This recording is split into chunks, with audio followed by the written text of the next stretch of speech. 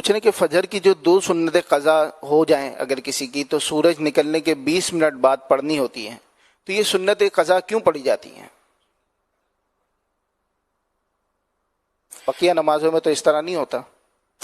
ہاں، سنت فجر کی تاکید زیادہ ہے، تاہم یہ کہ اب یہ قضا اس کی فرض نہیں ہے، واجب بھی نہیں ہے۔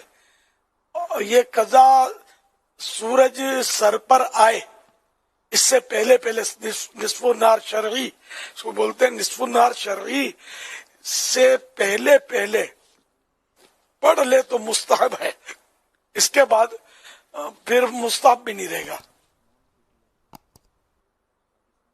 اسی دن پڑھ لے۔ صلو علی الحبیب صلی اللہ علیہ محمد، یہ بند ہے۔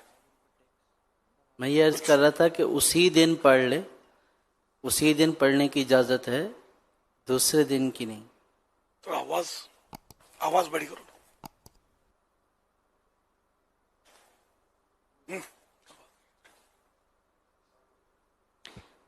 میں یہ عرض کر رہا تھا کہ اگر سنتیں کسی کی رہ گئی ہیں فجر کی، تو اسی دن جو ہے وہ سورج طلوع ہونے کے 20 منٹ بعد یا نصف نہار شرعی سے پہلے پڑھ سکتا ہے، دوسرے دن اس کی قضا نہیں کر سکتا۔